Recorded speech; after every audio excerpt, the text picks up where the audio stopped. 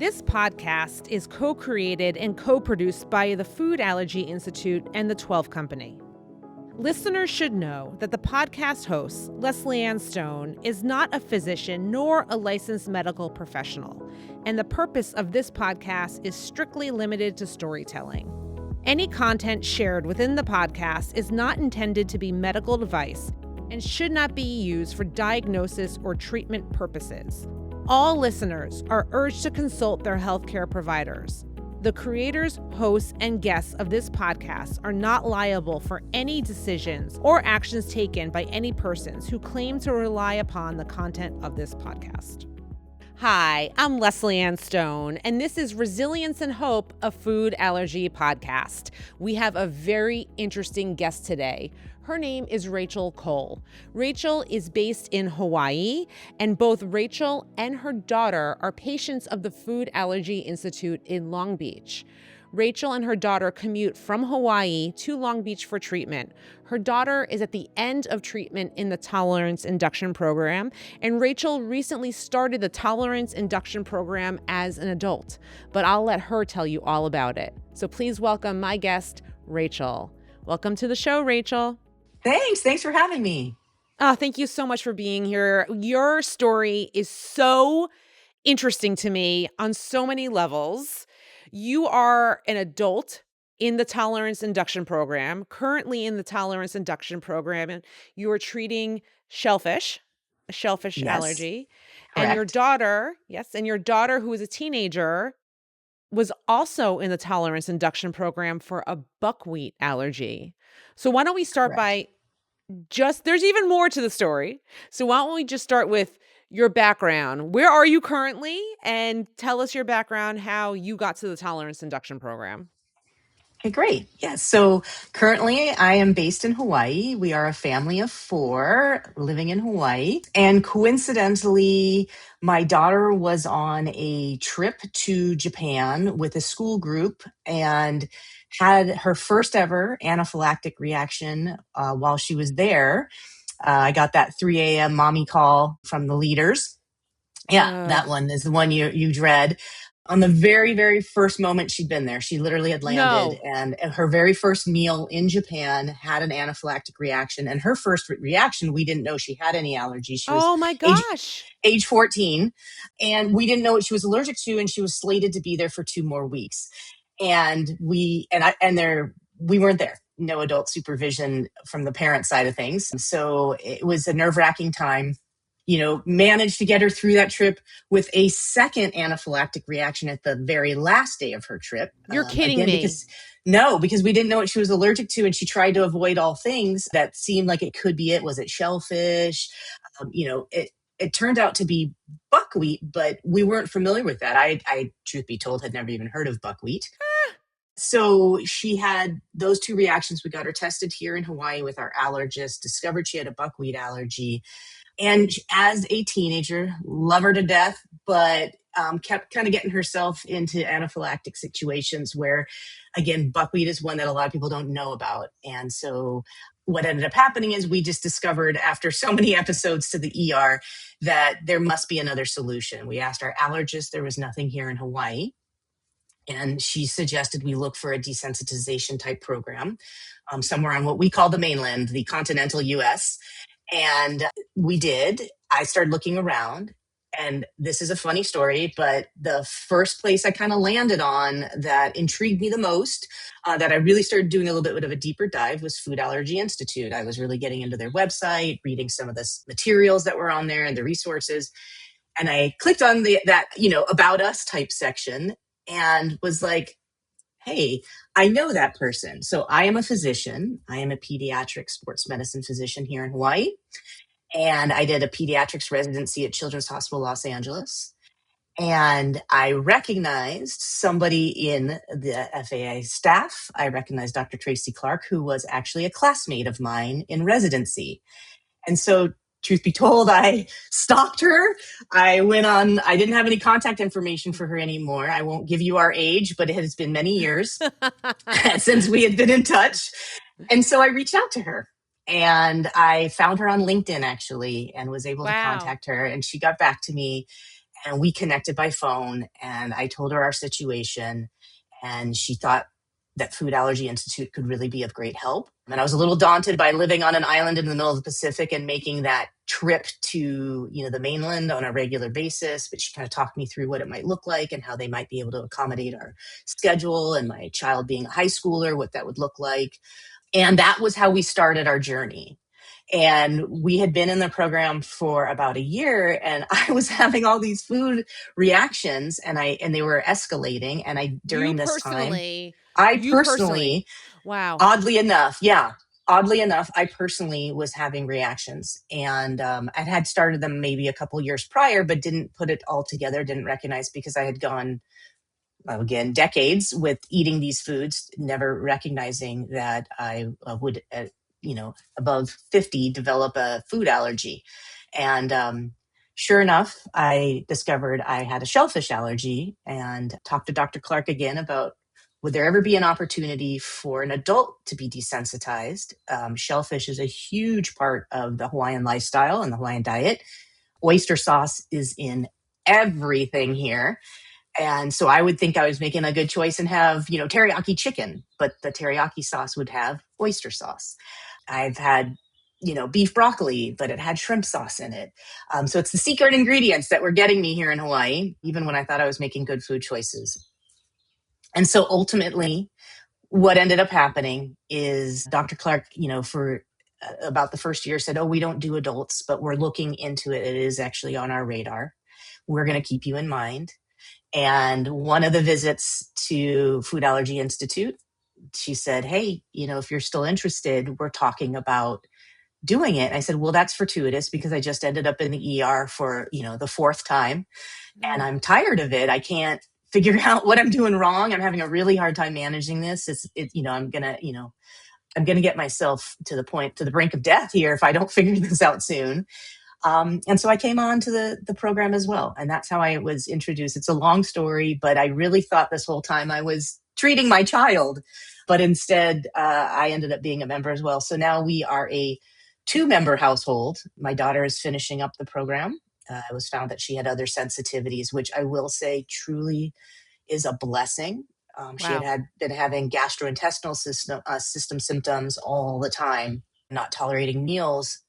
And it wasn't just buckwheat that was doing it. It turned out to be soy and pistachio and poppy, and things Oh, that she wow. was sensitive to, but could tolerate on an anaphylactic level. She wasn't, going into anaphylaxis. And since we've been in this program, this is a new child. She is so much Wow. healthier. She can eat. She was in so much discomfort, and she's like totally different child. And so Wow. it's transformed her life. So I'm looking forward to the same. I don't have those GI symptoms. I simply have the shellfish, anaphylaxis, but it's limited how we travel. We don't go out to dinner anymore. I won't go to a sushi restaurant. I'm too scared from the Yeah. cross contamination.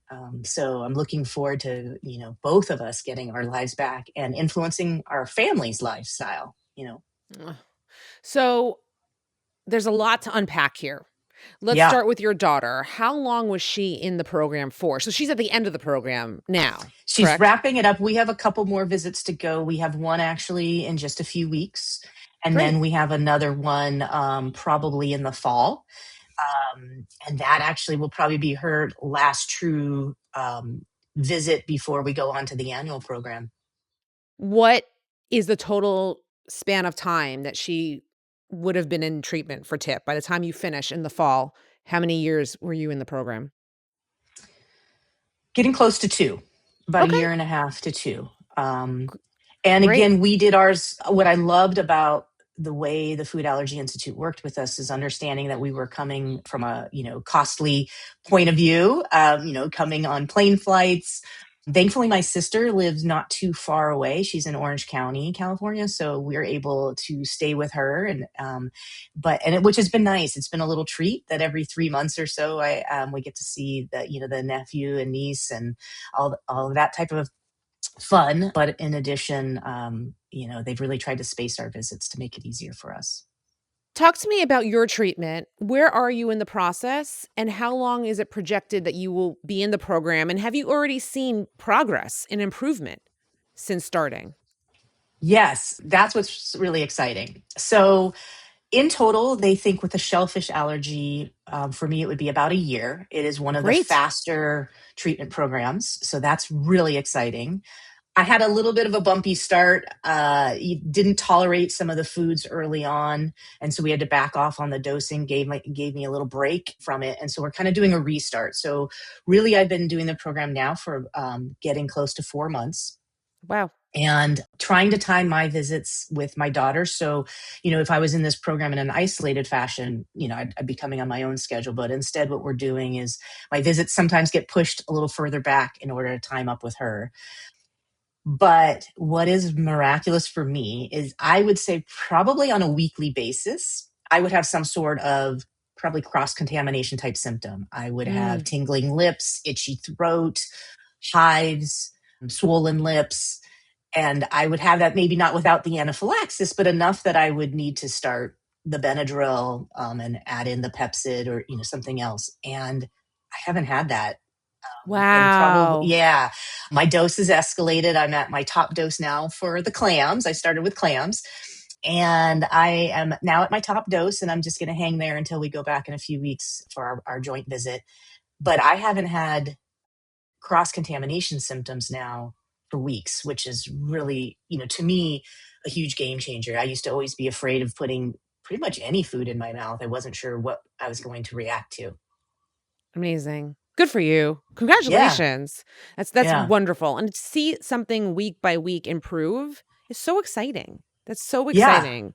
Initially Wow. I would put the dosing in my mouth on the first dose of that week and be scared. And I Mm. would get some symptoms and I'd have a little tingly mouth. And then by the second or third day of dosing, it would be gone as my body tolerated it. And now I don't even get that when I do my first week of dosing. So it's been And great. in less than a year, you'll be done. You should be Yes. done. You should be done. Yeah. That's incredible. It's Yeah. incredible. Talk to me about let's switch gears to Sure. your daughter again, going back. Talk to me about your decision to enroll in the program as a mom of a kid with food allergies. That fear that you had and that anxiety. She was a teenager, she was 14, and talk to me about why you decided to enroll. That decision to enroll because of the anxiety and the fear and just looking into the future and what her life was gonna be like. Can you expound on that a little bit? Yeah. And I think you're really actually hitting the nail on the head. You're kind of getting to the point of why do we even do this? Simply because as a parent, I talked to my husband about it. And as parents, we just realized, in a few short years, she's going to be going off to college. And it's not that I don't trust her, but, buckwheat seems to slip into things. I would say that with any food allergen, really, that it's that hidden ingredient. And we as a family, we ended up noticing that we had products in our house that had buckwheat, Dave's Killer Bread, Kind protein bars, the egg bites that I purchase from Costco have buckwheat as maybe some kind of emulsifier. So the point was that I realized, gosh, it is everywhere, and I'm sending my kid off to college in a few years, and we've already had all of these emergencies, none of which were obvious. Somebody thought they actually, one of the anaphylactic reactions that she had came after somebody kindly gifted her a low allergen cookie. It was supposedly free of all of the most common allergens. And, you know, again, buckwheat's just not one of the 9 most common allergens. And so that is when we decided, listen, what if she were at school and somebody thought they were doing her a favor as Mm. the situation? Or what if she's in college and, somebody, shares food with her and we're not there to kind of guide her or advise her? We just wanted to send her into her collegiate life of autonomy with true health autonomy, being able to make her own decisions and know that she could be, for the most part, safe. And so we talked to our allergist here, as I had mentioned earlier, and she said, the traditional route is avoidance. And it just, that I said, but avoidance isn't working for us. It just hasn't worked for us as a family. What are our other options? And she said, well, for nuts and things, there are some other types of programs that can be done. You might look into whether a program might be interested in helping you with buckwheat. She's like, but I imagine many programs wouldn't be familiar with it or have done it. And so that's how we came across the process. Wow. Wow. And what was your daughter's opinion on the program? Was she receptive to it? Did she want to do it? Because teenagers can be tough. So what was her buy-in? I truly think she was scared. One Mm. of the anaphylactic reactions took her to the hospital in an ambulance. The first EpiPen didn't work. The second EpiPen misfired. And it was a pretty terrifying Oh. experience, I think, for her. And coincidentally, I was actually at the hospital. I was working, and the ambulance brought her there. So I actually heard the ambulance coming, and Oh was my able to. gosh. Um, you can see it's a very emotional experience, and Very. I think she saw what that was like for me. I think she saw what that was like for our family. And most importantly, I mean, I think she thought she was going to die. I mean, she was terrified. It was, Mm, that was the one that kind of pushed us enough. And I think that was the one that kind of got her buy in. Like, this isn't something you joke around with, or that, is kind of funny, or I get hives and an itchy throat, but I always survive. This was one where became obvious that this could kill you, mm. and she did great and was fine afterwards and went home. But I would never want to live through that again, and I wouldn't wish that on anybody. Me either. Me either. People joke about food allergies, and you'll see it in TV shows or movies or TikToks, and it is a life and death situation. And it is so serious. It is not something to joke about at all. At all. And Right? it is so serious. And I am so grateful beyond that she is okay and that you Yeah. sought out treatment and she's on the other side of this now. I mean, she's busy eating a teaspoon of buckwheat powder, buckwheat flour every single night. I mean, right? I mean, this is a kid who now I don't worry when we fly somewhere. I used to be so scared even flying to the Food Allergy Institute. Like, don't touch Oh, anything, don't eat anything. We've got 5 hours and we're over the Pacific Ocean. There's no way, if ugh. we have an emergency, we can do anything. And so we would pack our own foods that we knew were safe, and we would just kind of, and I, in solidarity, I wouldn't eat with her, I would, Yeah. Mhm. but it has been one of those things that's been very liberating for her. And so that's been the continual buy-in. Is there fatigue? Absolutely, there's treatment fatigue, right? I think that it would be unusual for somebody to not have that. It gets tiring, and especially as a teenager. But she's been understanding when I say, hey, did you, you're going on a sleepover. Did you bring your buckwheat? Did you bring your pistachios? Did you, she's got a litany of things, and she does. And honestly, she's been incredibly compliant. So I am so grateful that we've had her buy in and that she's had such a great attitude about it. What have your friends and family said about it? Because are you the first patient from Hawaii to come in for I treatment or believe are there so. others? I don't know that there are too many. There's more now because we've spread the word. And so Amazing. one of her classmates is actually starting as well, after he had a similar episode where he ended up in the hospital. And Ugh, the family called me and I said, let me talk you through it because it's been a game changer for us. And so he's actually, about to start here in a couple weeks as well. He's done his labs, amazing. and yeah. Amazing. Um, so yeah, it's been an amazing experience. I think the thing I would also pass on is that it does take, as you pointed out, the right attitude. And I know they talk about this in the first visit, sort of when you're signing on, like, are you in for this, kid? Because, we need compliance. We need you to sign on and be committed. And, we don't want you to start and then stop. But I do think kind of going in with eyes wide open. Yep, this is going to be, there is a level of effort that comes with this, and it's a little daunting in the beginning. You've got all these things on your counter and you're trying to figure out what goes where, and what goes what time, and nope, this is this. And but after a while you get the rhythm and it's okay. It just takes a little bit of time, and it's worth, to me, 100%, it's worth the effort. And truth be told, so we have a victory lap that we plan to do, which is when I'm done with my treatment, we said we would go back to Japan as a family. Oh, Yeah. yeah. Okay. Yeah, Okay. because then I can Cool. actually eat things. She can actually eat things. We don't have to sit on the plane terrified. Yeah. The So, victory lap. I love this. You will have to yeah. keep us posted and we want Yeah. pictures. That's amazing. That's amazing. I have a question Yeah. for you as a physician. And I'm not exactly sure how to word this, so just go with me if you will.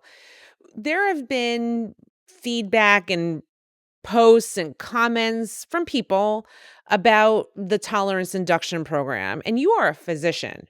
You are a doctor. Yeah. People who are saying, "Oh, it's not FDA or there's not enough papers published, there's not enough, blah, blah, blah." What do you say to those people? Because you and your daughter are proof that the Tolerance Induction Program works. My son has been in remission for 7 years. He is proof. Oh. I have spoken to countless parents. I'm just curious, what do you say to the people out there who doubt this? What do you say? A little bit of what you said, which is sort of the proof is in the pudding. Now, scientifically, right, everybody wants those randomized controlled trials, and I understand that, or they want FDA approval, and I get that. But I will say, as a physician, I do things off label, for the right patient in the right situation, where I know it could be a safe and beneficial opportunity for them. And that's really the way I explain it is, people do off label quite often, and it's been done for many, many things. I mean, if you just look at currently, right, the GLP-1 weight loss medicines, well, it started as Ozempic for diabetes. And then people said, hey, wait a second, people are losing weight on this. It's not just that their sugars are better, but they're actually losing weight. And people started using it off label for weight loss until it became FDA approved. And so now, sure, and now there is a GLP-1 version of Ozempic that is used, Wegovy, for weight loss. And so I usually give that example as a situation where I say, well, no one's questioning that, but people were using it for years off label. And so I think what's most important are the results and the safety. And beautifully, Food Allergy Institute has had both. I did my homework. I mean, to be clear, I talked to friends. I actually have a med school classmate who is an ENT. And I said, what do you think of this? And she goes, oh, that's funny you asked, because I actually have several patients, and she's in Illinois, who have gone to the Food Allergy Institute and have Wow. been wildly successful, and for peanut allergy, and I think one was an egg allergy. And so I had all these coincidences come together between my connection with Dr. Clark and this really good friend of mine who is an ENT, who was like, nope, I've sent people there and they've done great.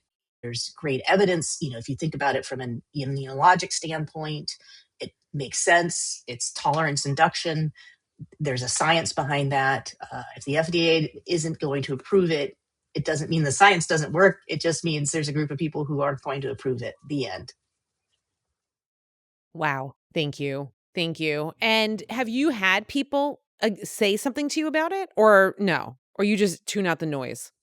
I tune out the noise. I tend to be that person anyways in life. And if you want to have a certain opinion, that's your opinion. It's not going to stop me from getting on a plane with my child to go to Long Beach, but you can have your opinion. I really, truth be told, though, haven't had too many naysayers. Most people either don't know about it. And honestly, I've had more people say, can you tell me more about it?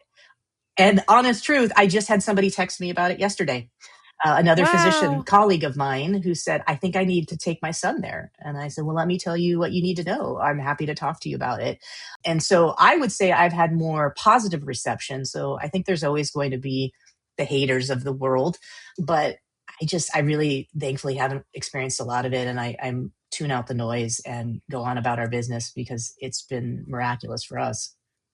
What would you say to parents of food allergy teens out there? What's your message to them? I think it's a team effort is my message. I think it helps the teenager to feel supported, but I also think having your parent there to kind of check in with you. There's times where she's like, oh my gosh, it's 8:45. I need to do my buckwheat before 9. And so then we rally together and I help package up what she needs to get, ingested in time. So we work together. We've strategized together. I think having somebody who can help kind of troubleshoot, you've got a really busy life, kid. How are we going to make this detail oriented program fit in your life? And so we've, figured out ways. We have food sitting out on the counter in the right places. We have things pre-portioned for the week. We do kind of a Sunday, packaging up type of a practice. And we came up with that together. What's going to work better for you? And I think that would be the most important, because you can talk about compliance and you can talk about, I don't know, rebellion and things like that. But I really didn't experience that with my daughter, because we just worked together on it. And so when she was starting to get frustrated, I could be strong. And when I was starting to get frustrated, she could be strong. And I think, having that, at least having one other person in the family be in support. And then it was great that I had her talk to her friends about it, so they were aware and educated. I think that's the other thing, is that the teenage years, especially once they get their driver's license, is when they want their autonomy. They need their autonomy. They should have autonomy. But in the cases of kids with food allergies, right, as parents, we're terrified. And so I thought the best strategy that worked for our family was to get her friends on board as well. So I had her teach all of her friends how to use an EpiPen. Wow. And so we had little testers, the little practice ones, or honestly, we had a couple that had expired. And so I had them practice for real, like on an orange, like bang, into an orange, so they could get the feel for what it's going to be like. I had her friends understand her routine and her schedule. And literally we would have friends be like, here in Hawaii, kids call their friends' moms auntie. So they'd say, oh, auntie, I helped Malia take her blah, blah, blah, and oh, auntie, I made sure to remind her that she needed to take her, Xyzal. And so they've been great, because now she has this whole community who's supporting her, and they have the buy-in. And when you ask about, again, our experience or difficulties, I'm like, not really. We kind of troubleshooted early on, anticipated a little bit, and we're ready to pivot and ready to, get a team behind us. And that has been invaluable. So you don't just have your medical team, you have your community. I love the story of training the friends with the orange. I love this story. You're the first guest to come on to share this concept of having everybody in her orbit in on this is incredible. Wow. What a Yeah, and great it's been idea. very helpful, because there are times where one friend forgets, Korean food is very popular here, and some of her close friends are Korean and they want to go to authentic Korean restaurants. Well, guess what? They serve buckwheat noodles there.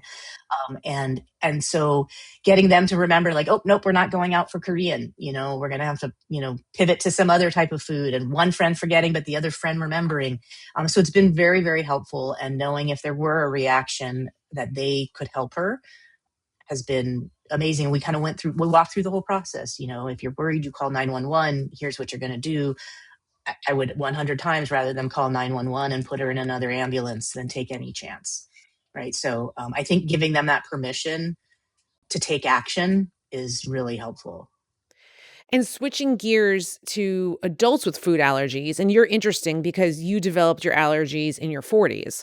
So what is, as opposed to some other patients have a lifelong allergy. They've always had this allergy. You had a life before allergies.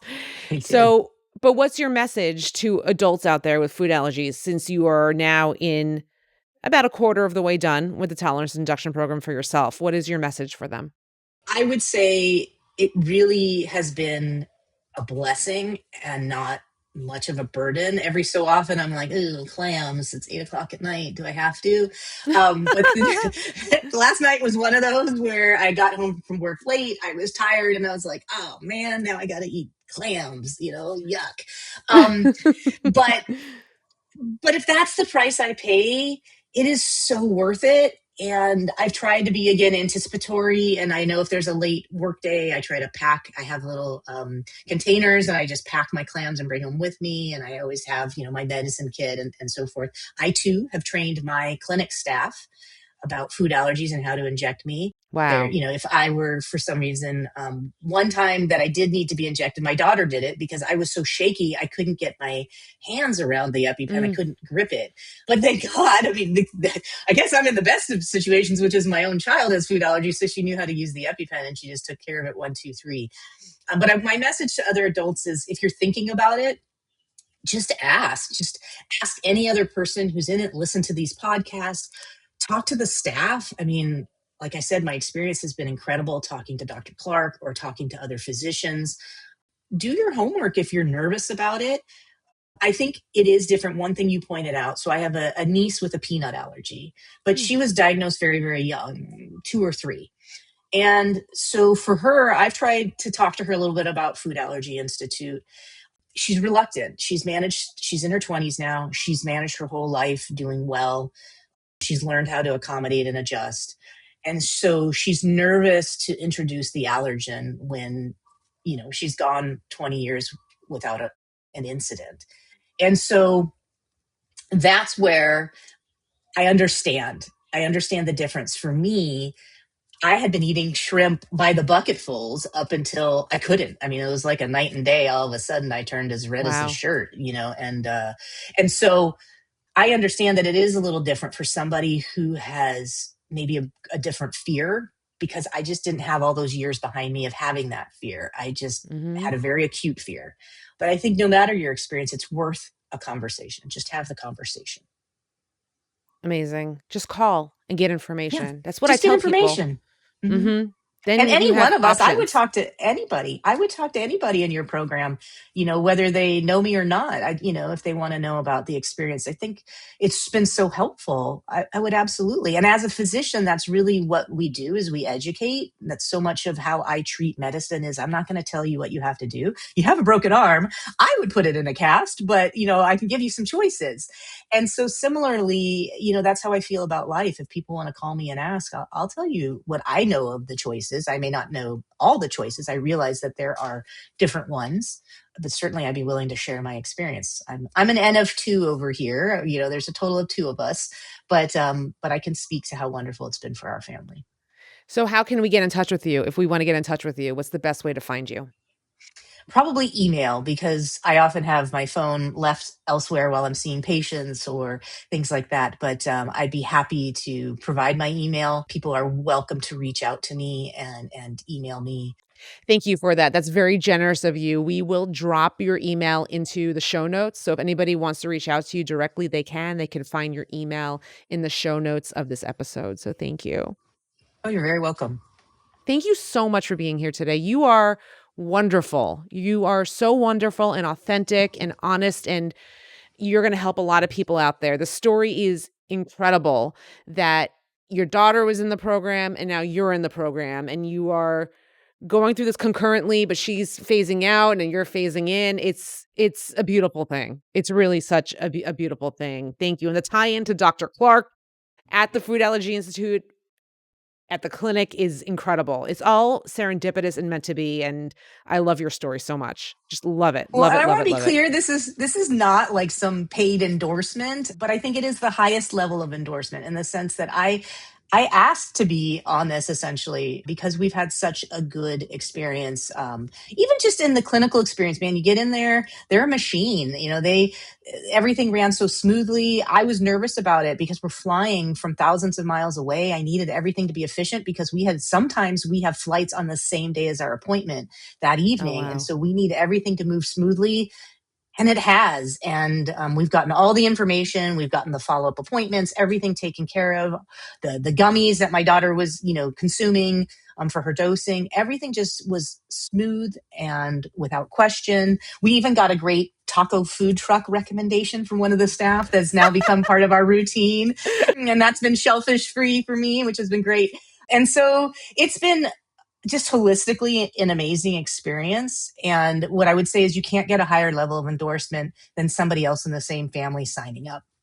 That You're tells you how right. much I trust it. If I'm putting my own body, well, more importantly, I'm putting my child's body there. And so I can't give it a higher level of endorsement than the one thing I love the most is my children. Sorry, honey, I love my husband too, but I love my kids absolutely the most. And I would do anything to protect them. And the fact that I trust Food Allergy Institute with my kids should say something. Amazing. Thank you so much for joining us, Rachel. Thank you. And thank you, the listener, for joining us today on this episode of Resilience and Hope, a Food Allergy Podcast. We would love to hear from you. Please send us an email. Our email address is resilienceandhopepodcast@gmail.com. And follow us on social media. We are at Resilience and Hope Podcast. And please, wherever you listen to your podcast, give us 5 stars. A 5-star review will help other listeners out there find us, people who are searching for podcasts related to food allergies. So please give us 5 stars. And until next time, I'm Lesley-Anne Stone. Resilience and Hope Podcast is made possible thanks to the support of the Food Allergy Institute.